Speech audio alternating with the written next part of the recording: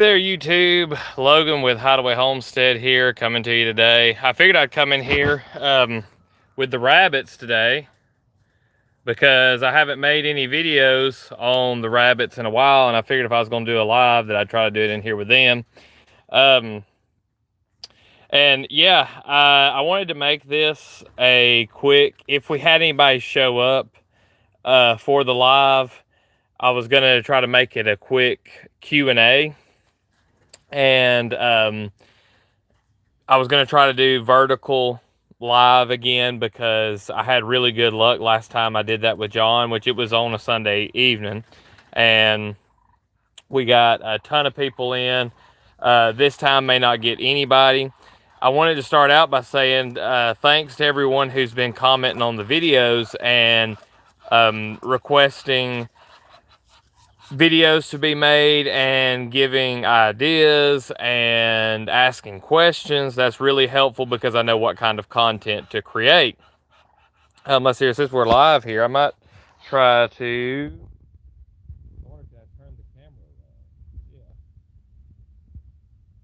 Yes, we got the ducks here. Oh, we got a rabbit peeing. They didn't get on me. But ducks came in here looking for something, I'm sure, wanting to eat something. And oh, hey, there's life in the valley.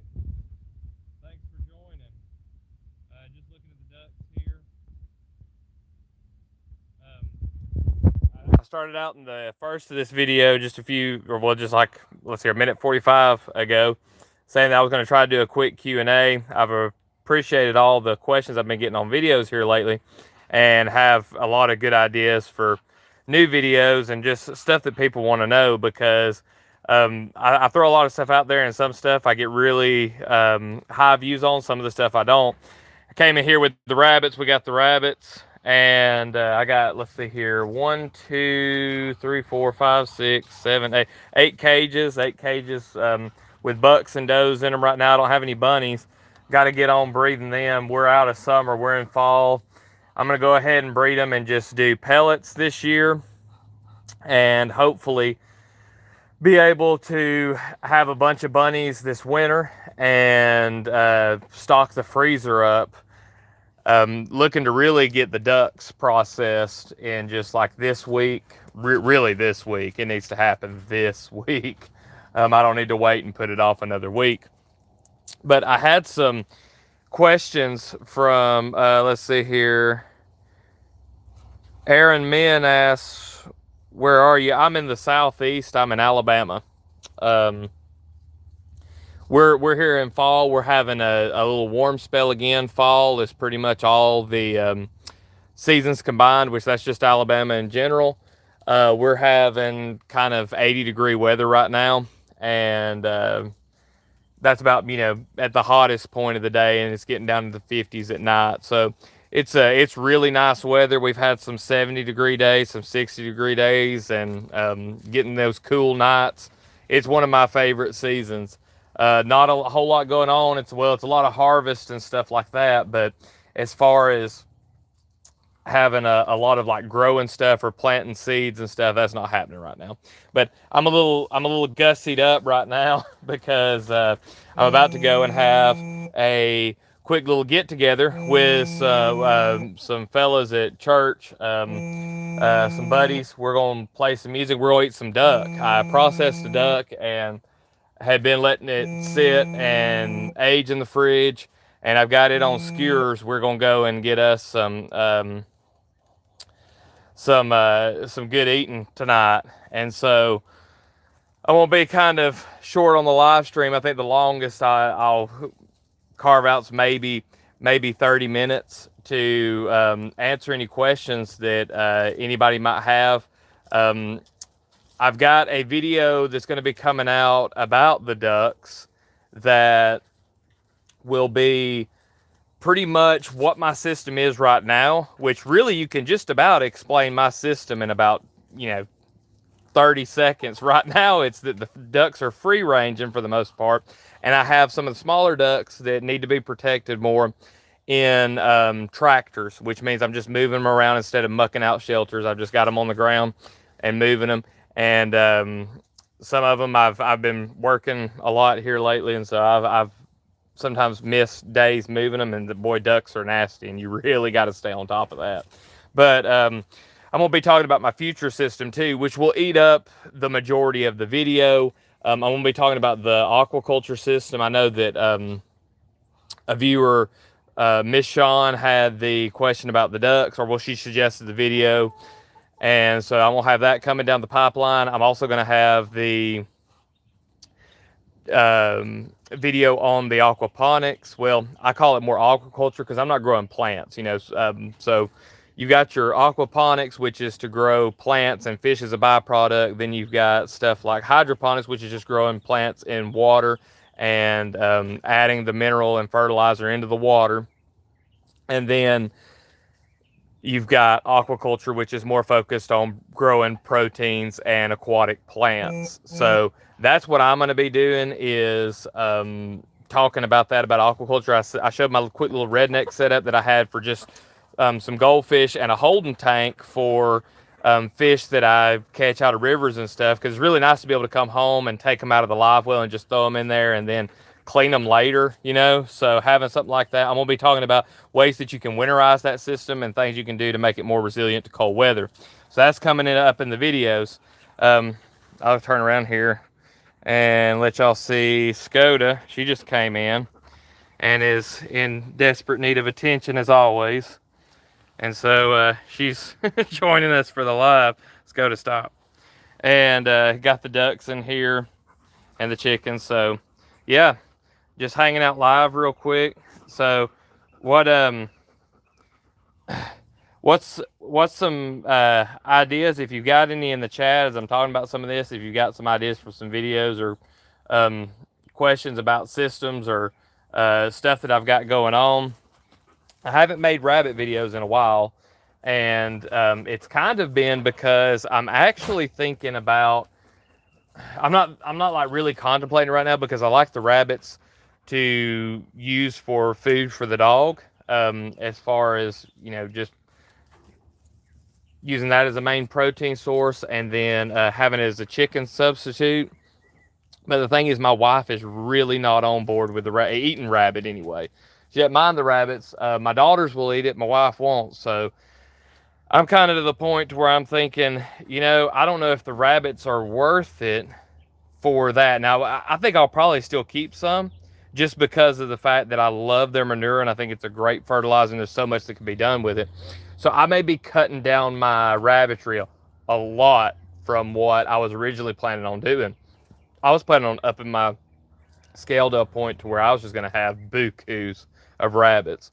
But I think that's going to be a no-go from here on out, because they're just, as far as the work that's involved, so there's different ways you can do rabbits, and the way that I've been doing them is in cages, and I've been feeding them a lot of fodder. I've even done some on just strictly fodder, but you know, I've got a lot of pellets that I feed, and then I tractor out my grow outs. So any of them that are getting ready to like be weaned and then gonna go to be butchered, I put them in tractors and move them around and let them graze.